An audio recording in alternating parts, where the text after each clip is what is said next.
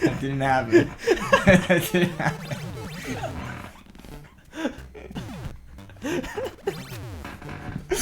What? What? What? I'm putting that to 9.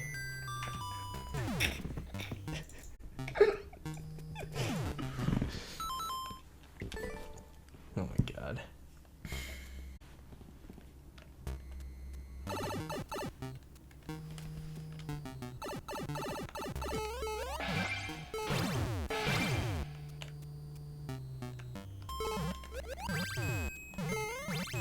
Nice, I did it. Here we go.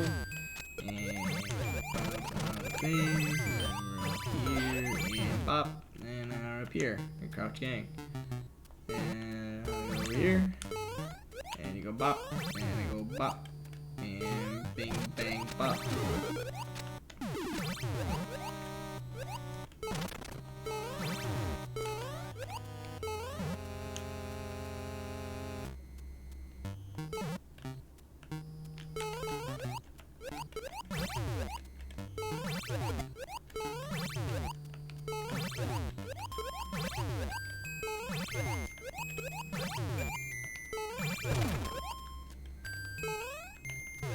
Dude, what are you doing? I'm just kidding, dude. I Oh knew my- that was gonna work. Of course I knew that was gonna work. What am I, an idiot?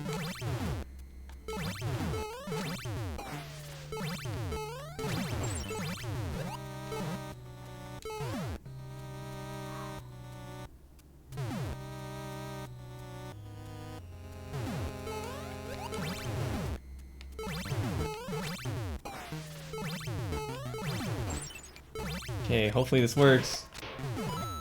Yay! Okay. Shaman check. Okay. Red door check. Okay, hopefully that doesn't. Alright. Hopefully that doesn't screw anyone over. Alright. Wow, dude. Of course, my croissant story doesn't get in, but Bing Bang Bop does. The entire third section was just gonna go Bing Bang Bop, Bing Bang Bop, Bop Bop. No, Galactic Map name a tier 1. And welcome. Okay, what's the name? It was.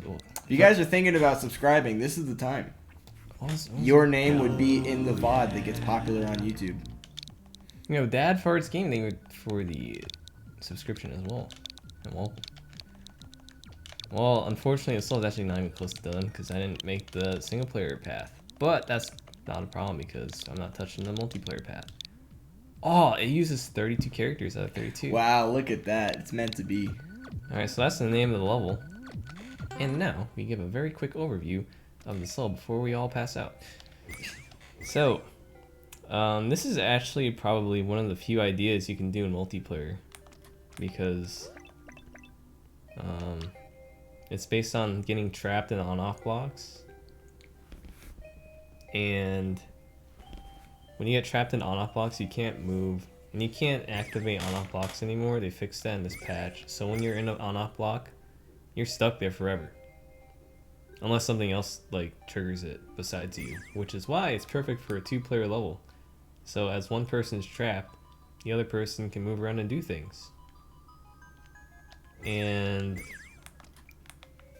as you can see, we had to do a 2x2 because it's like impossible to get trapped inside of one of them.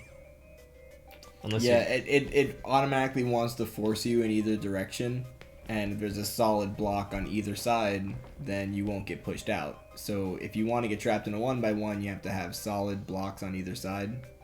And if you want to get trapped in a free floating one like that, then you have to have a four square thing. Yeah, and that's why these are surrounded by actual blocks, so it forces you inside. And like for example, well, let me do this a little better. You can move your head, but yeah, you can't do anything. You're stuck. So that's why this is a great level for multiplayer.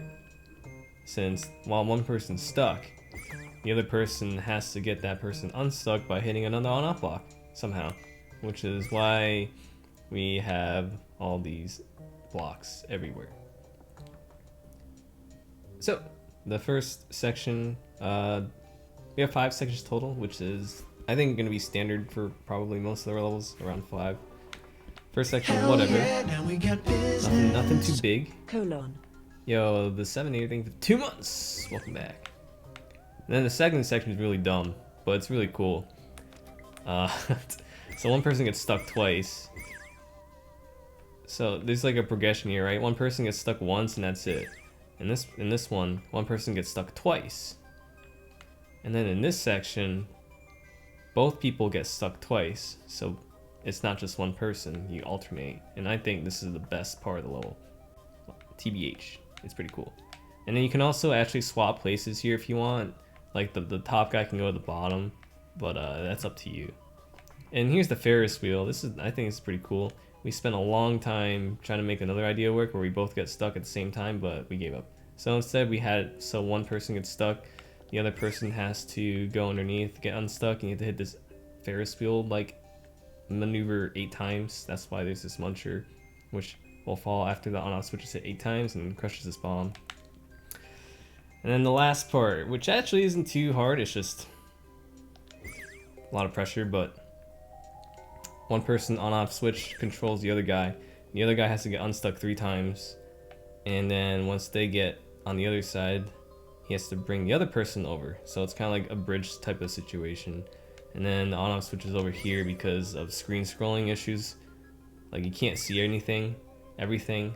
So that's why we have the screen lock block here. So once there's a wall of blocks, the screen stops scrolling. So that way you can see everything. Especially to compensate for online multiplayer, because online multiplayer you both have your separate screens. So that's why this on-off switch is all the way to the right so you can see. And that's it. And then we have Shelmets. So in the very first level we had a Shelmet check, or spiny Shelmet check. In our second level we had a mushroom check. And now our last level, or sorry, not our last one. Our most recent level we have the Shelmet check. So with Shelmets you can bot munchers upwards. And you can only do that with Shelmets and or spiny Shelmets, but since these Shelmets right here at the very beginning of the level are the only ones in the entire level, if you take damage at all, you can't beat the level. And you both need your Shelmets. So the top guy gets rid of these munchers, and they hit the path so they can even reveal the wall, because if you don't get into the top, you can't even move on. So that's the first guy's check, and then the second guy's check's at the bottom right here. You can't pass without it. And you can't get into the end without the on-off switch being off, which the top guy has an on-off switch, and that's why these are blue, to prevent that switch from being hit early. And then we have the bottom guy hit the POW block to reveal all of these munchers so that you can get in the pipe. So that's why you can't just damage boost across. We have the check at the very end because, again, they're the only 2 spiny, or only 2 Shelmets in the entire level. So taking damage at all means you can't beat the level, and you have to start over. And then here's true ending. Can't get the top of the flagpole unless you beat co-op. And as of this video, I haven't made the single player path yet. That's why this is a bunch of nothing. I'll do that later. But yeah, the door will take you to the single player path, which will resemble the co-op path, and it'll be in a different video, and then here, the pipe is for the co-op path. So if you want to play this level by yourself, you can still do that. And it's the only way you can upload the level to Nintendo servers, because you have to beat the level by yourself, and since this level's meant for co-op, you can't really do that. So that's why there's a door. You can call it the dev route if you want, but nonetheless, the real challenge is the co-op one. And that's about it.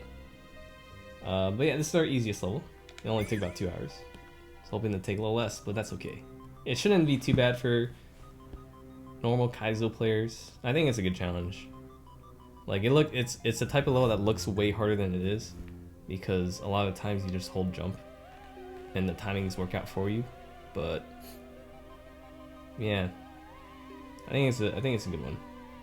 I think this is one of the level ideas which is really beneficial for co-op because of how the on-off blocks and the getting trapped mechanic works. But yeah, the level can't be uploaded yet because I've been done making it, and I'll do that not today because I'm really tired. We'll do that tomorrow.